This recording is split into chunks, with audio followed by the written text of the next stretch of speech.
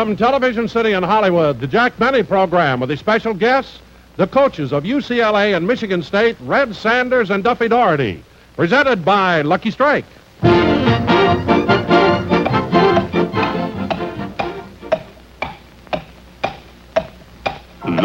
up a Lucky, it's light up time. Be happy, go lucky, it's light up time. For the taste that you like, light up a Lucky Strike. Relax. It's light up time. There's a time and place for everything. And the right time for a Lucky is any time you want to enjoy a great cigarette. And the right place for a Lucky is wherever you happen to be at the time. You'll always enjoy Luckies because Luckies taste better. Lucky Strike is made of fine, naturally good-tasting tobacco that's toasted to taste better. Cleaner, fresher, smoother. And that's why Lucky's taste better every time. So make your next pack of cigarettes Lucky Strike. You'll find it's the best-tasting cigarette you ever smoked.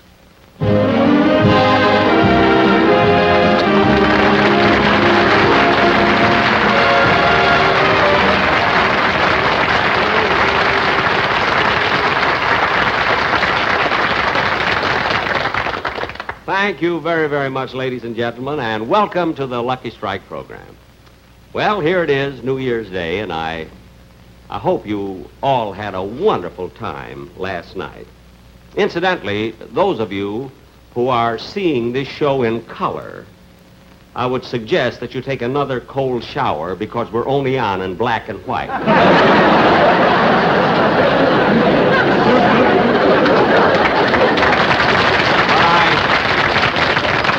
I do want to thank everybody for sending me so many kind, nice messages, wishing me good luck for the new year. And just as I walked on, they handed me a batch of telegrams from fans that I would like to read to you, if I may. Oh.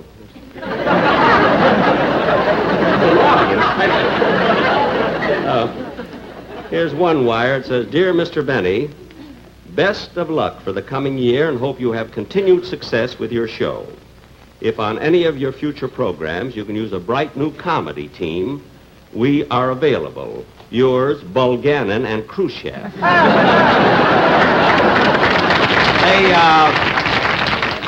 They just finished 2 hot weeks at Lowe's, Pakistan.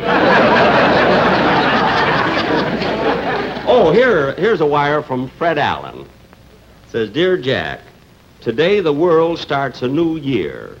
When are you going to?" Of course, I would expect a wire like that from Fred Allen. He's a little bit angry on account of the Christmas present I sent him. And it wasn't my fault. You see, it took the parcel post so long that by the time my present got to New York, the bread was stale. I don't mean to imply that Fred isn't working, because he is. He's on every week on What's My Line. And, you know, he's trying so hard to look good. So I understand recently he wanted to have his face lifted, but I guess he thought it would take too long on account of the gravel strike.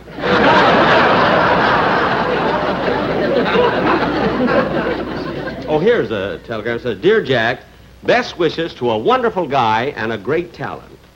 I hope in the coming year you will find time to star in 3 or 4 pictures for us. Signed, Jack Warner, President, Warner Brothers Studio." After all these years, he wants me back. Well, he'll have to come crawling to me, you know. Well, here's another wire from Jack Warner. It says, "Please disregard my first message. My brothers made me take a cold shower."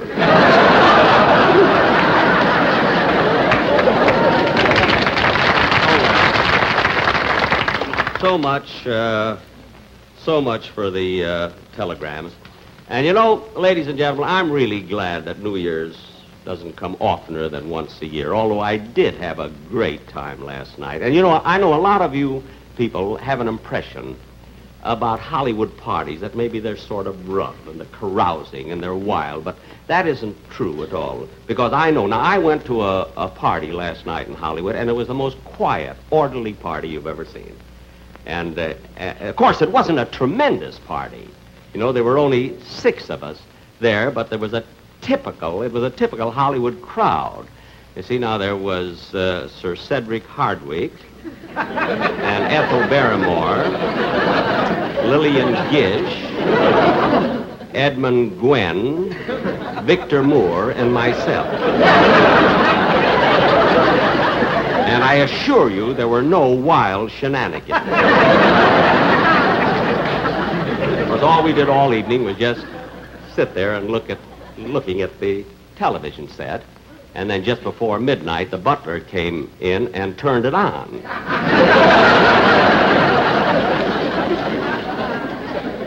The click was deafening. Well, ladies and gentlemen, anyway, don't believe all these things you hear about Hollywood, you see.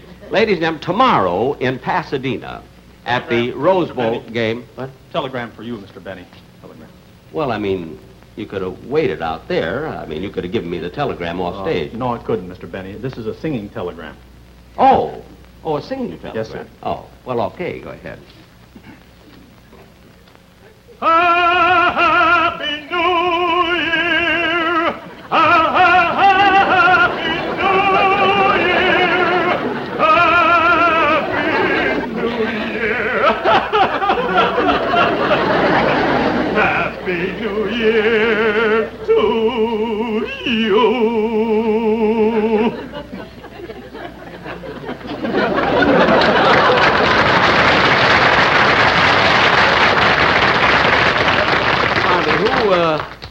Who sent this telegram?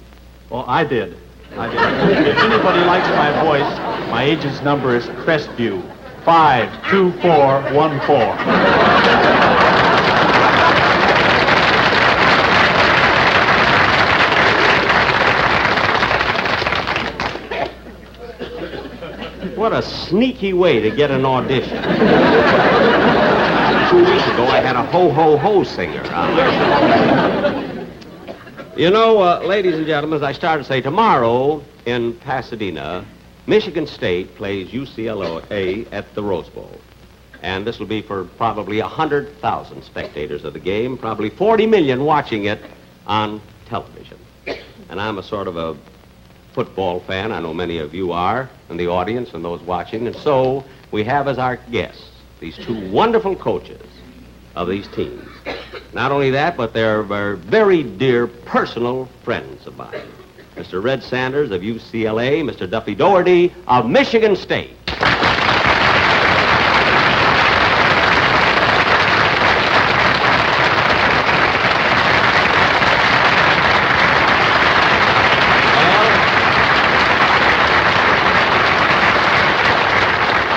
Well, fellas, it's certainly nice to see you again. Well, thanks, Jack. Thank you very much, Jack. Now, tell me, Red... He's Red, I'm Duffy. Well, I didn't recognize you without your helmets. Anyway, I'm certainly glad that you could make it, you see. We are too, Jack. I'm just sorry that we couldn't let you know until the last minute. Oh, well, I can understand that. You got a big game tomorrow, you see, and you couldn't commit yourself to be on my show. Well, it had nothing to do with the game, Jack. You didn't? No, we were waiting for a better offer from Ed Sullivan. I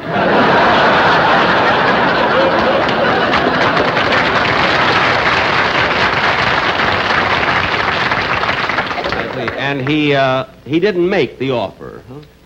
No, he didn't, Jack, and I'm certain if he had, it would have been a better one. Yeah. I can understand. Well, tell me, gentlemen, about your teams tomorrow. Do you feel that they're ready for this big game tomorrow? Huh? Well, I'll say this, Jack, that we've worked awfully hard for this one, and the boys are up, and I think that our overall team speed will pose a problem for Red. Well, now, Red, what do you think will be Duffy's biggest problem at the Rose Bowl? Finding a parking space.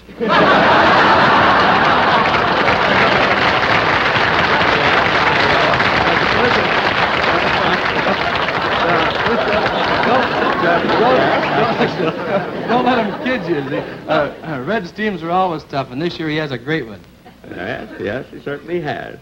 Red, let me ask something. You played Michigan State 2 years ago, didn't you, at the Rose Bowl? That's right, Jack, and they beat the Bruins 28-20. They did, huh? Well, now, without giving out any secrets, I mean, how do you intend to stop them this time?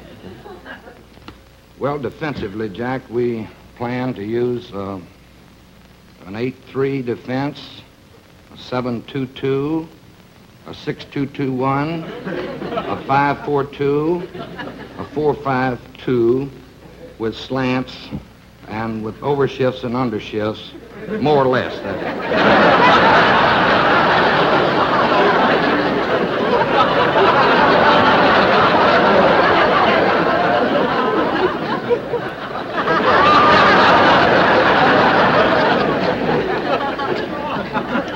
Well, that ought to stop him. Certainly stop me. Oh, that was very simple, Jack. Do you mean that you didn't understand what Red was talking about? No, you see, football today is so complicated. Now, my day, when I used to play football, why, it was much different, much easier, you see. You played football? Yes, I used to play quarterback with the Waukegan Wildcats. And we had a wonderful halfback on that team, that great Indian player, what was his name? Jim Thorpe. No. Hiawatha. We used to play on the shores of Gitche Gumee. Now, gentlemen, I know you want to get back to your teams, but I would like to ask you one question. I don't imagine you'd like to answer this one, though. Answer what, Jack? Well, I wanted to ask you about predictions, making predictions about the game tomorrow, and I guess you feel rather shy about answering that one. Oh, no, on the contrary. Red and I have talked it over, and we feel it's childish to be afraid to make predictions. Oh. That's right, Jack. We're ready to go out on the limb with this one. Well, I'm very glad to hear that. Then what are your predictions for tomorrow's game? Huh? Well, we predict that if Michigan State doesn't win, then UCLA will. I see. Unless it turns out to be a tie. Oh. Well, you certainly stuck your neck out. Thanks very, very much.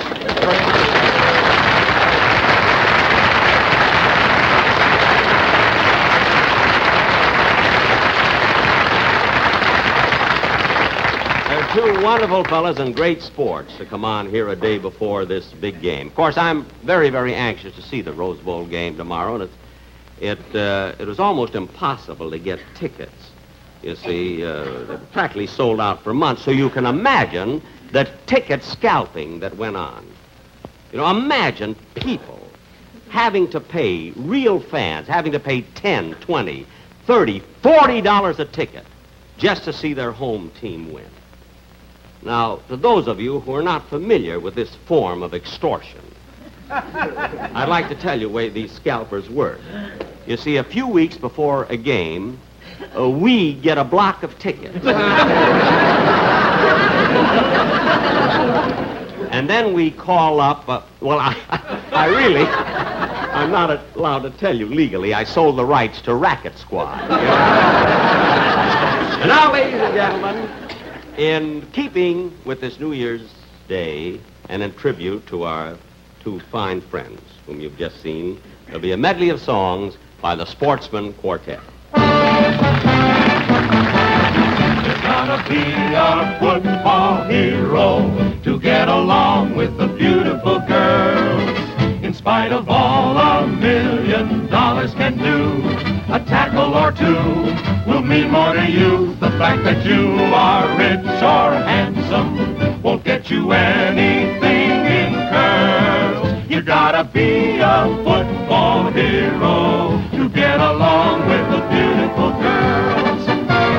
By the old Pacific's rolling water, loyally we stand each son and daughter. Hail the emblem of our alma mater, mighty Bruin Bear. Smash right through that line of blue, we're going to win this game. Fight, fight, fight, team, fight. Victory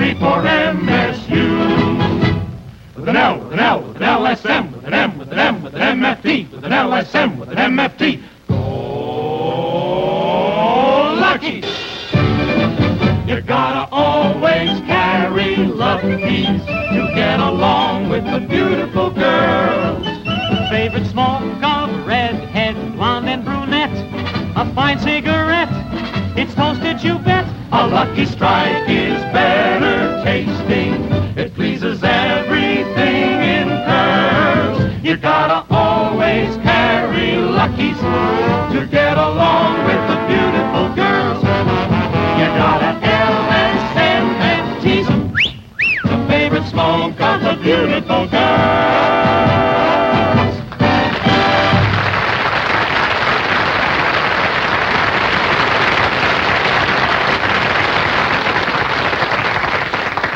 Ladies and gentlemen, as many of you probably know, I was in radio for 24 years. And the last 12 of those years, every year at this time, every season, I always did a New Year's fantasy called The New Tenant. And we've never done it on television. And today, this being New Year's Day, we'd like to show you the way we did it in radio. Now, those of you who have heard us do it on radio, you may get a kick out of watching it. For those of you who have never seen a radio setup, here it is.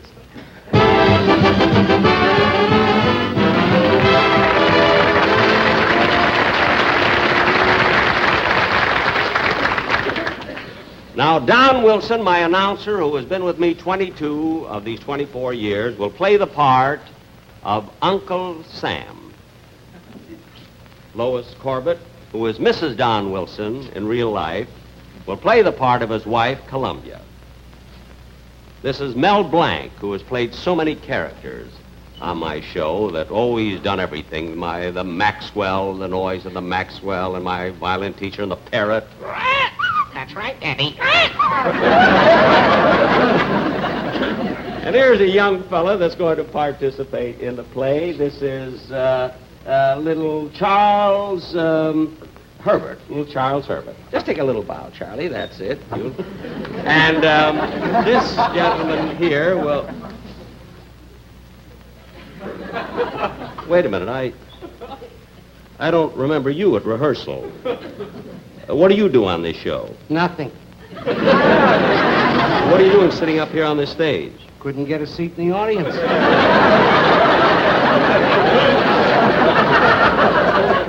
Oh, well, I guess I gave away too many tickets. What do you mean, gay?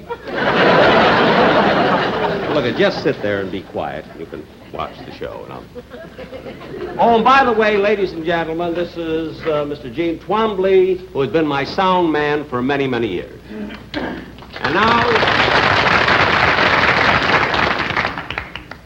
And now for our fantasy, as we did it on radio, The New Tenant, or Goodbye 55, Hello 46. Hello 56. I'm going back like my age.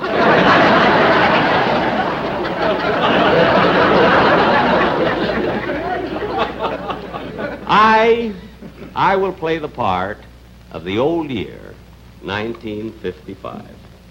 Music, please.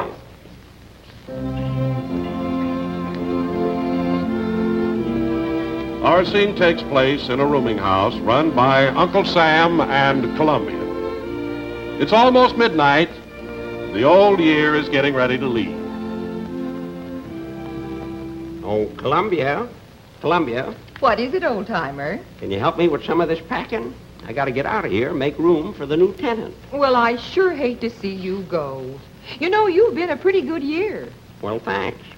Before I go, Columbia, I want to tell you that I'm mighty proud of you and Sam and your 48 kids. And I hope those new ones you've been expecting arrive real soon. Here are the additional stars to sew on your flag. Oh, thank you. I'll take very good care of... Well, wait a minute, old-timer. You handed me 3 stars. That's right. Hawaii, Alaska, and Disneyland. Now, wait a minute. Disneyland isn't a state? Yes, it is. It's a state of mind. Keeps you young. Now, let's see. What else do I have to take? Come in. Hello, Sam. I've been packing here. Hello, old-timer. Well, I got that list of people you want to say goodbye to. Oh, I've already said goodbye to all of them. Well, how about the last one, John Foster Dulles? Oh, I said goodbye to him this morning, and between good and bye, he flew to Paris and back. He's always going someplace in an airplane. He's the busiest man that I've ever... There he goes again!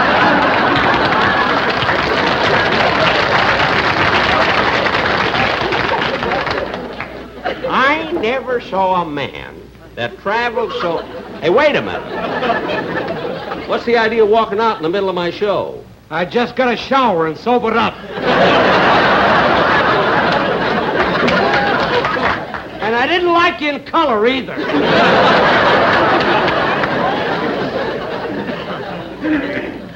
Oh, well. Now, let's see. Oh, yes, before I leave here, Sam, here's something I want to give you. All that money?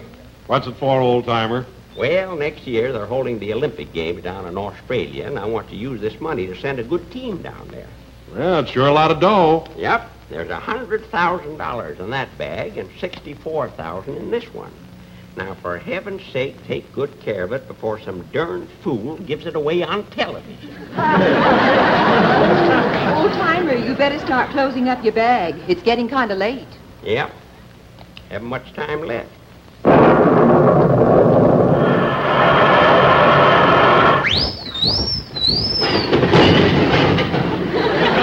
Old-timer, who's this character? I don't know. Who are you? I'm Mars. Mars? The planet?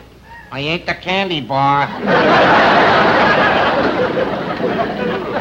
Well, kind of nice of you to come down and say goodbye to me. Oh, I didn't come to say goodbye to you. You didn't? No, some scalper sold me a ticket to the Rose Bowl game. What? Next week, I'm the technical advisor on Rocket Squad. I know about that. Well, thanks for dropping in, Mars. Yeah, goodbye, old-timer. Doggone, I meant to give him his saucers back, and I forgot all about it. Now, let's see, what else do I have to do? There goes the first stroke of 12. I wonder what's keeping the new tenant. Hey, that must be him now. Come in. Hello. Hello, old-timer. Well, so you're the little New Year. Come on in, son. Come in. Hey, you're a cute little rascal. Thank you. Now, Sonny, you got a big job on your hands, and you're going to be on your own. I know you're going to be awfully busy, but try to take good care of Sam and Columbia and all the children. I sure will. Now, Sam has had disagreements with some of his neighbors across that little pond there, but everything seems to be shaping up better. And you can kind of help things along. I'll do the best I can. I'm sure you will. Now, before I go, Sonny, I want to show you my picture album. Your picture album? Yeah, here, I'll show you. See that fellow over there? You ought to take good care of him because he did Sam and all of his neighbors a real good favor during my time. He fixes so that men, women, and little fellas like you have a better chance of going through life with one less hazard. What's his name? Jonas Salk. Now, you take good care of him. Let's see, who else? Who is this man in the white camel's hair coat? Him? Oh, you'll hear a lot about him. That's Liberace. He's an entertainer on television. Gee, that's an awfully small piano. Where? That ain't no piano. You're looking at his teeth. Well, that's the last Liberace joke of the year. Now, let's see. What have we got on this page? Say, what's that big building with all the flags on it? That? Oh, I'm glad you asked me about that. You know, that's more than a building, Sonny. That's the heart of the world. That's in New York. That's the other side of Sam's living room there. That's where a bunch of fellas get together and talk over a lot of things they used to shoot about. Sometimes the talking goes on and on and on, and you get to thinking they ain't doing much. See?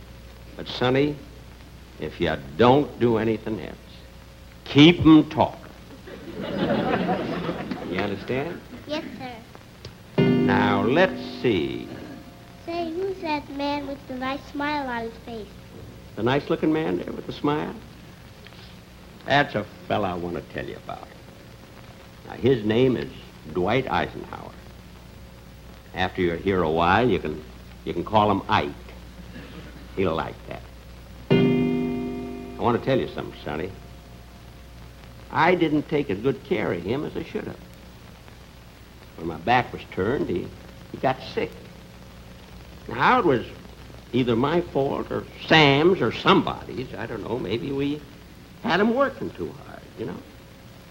Anyway, he's getting along fine now, and I want you to take real good care of him. Nice fella.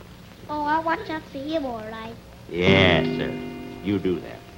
You know, all his life, he's been taking care of Sam from the time he was a young fella right straight on through to now. And Sonny, come here. I want to tell you something. You know, he likes to play golf once in a while, see? So whenever he wants to play, you see that he has a nice day for it. No, he plays a pretty good game. Oh, he ain't no Ben Hogan or anything, but he gets a big kick out of tearing up Sam's front lawn. Well, it's just about time now. So, Sonny, remember all these things I told you. Now, a lot of other things you'll have to learn about just the same as I did.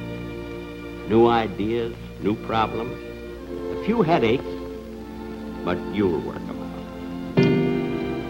Well, sir, I gotta be going. So long, Sonny. Bye, old-timer. Goodbye, Columbia. So long, Sam. Goodbye, old-timer. So long, everybody. Keep smiling.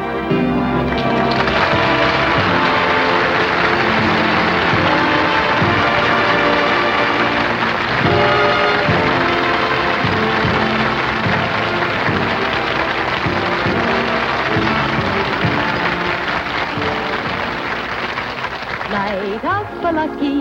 It's light up time. Be happy, go lucky. It's light up time. For the taste that you like, light up a lucky strike. Relax.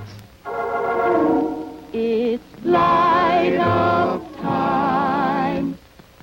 Man, that's the right idea. Taking a break to light up a Lucky. Why Lucky's? It's right here on the pack. LSMFT. Lucky Strike means fine tobacco. Naturally good-tasting tobacco that's toasted to taste even better. Light up a Lucky right now. It's light up time. For the taste that you like, light up a lucky strike. Right now. Light up a lucky. It's light up time. You'll say it's the best-tasting cigarette you ever smoked. The Jack Benny program has been brought to you by the American Tobacco Company, America's leading manufacturer of cigarettes. The Jack Benny program has been selected for viewing by our armed forces overseas.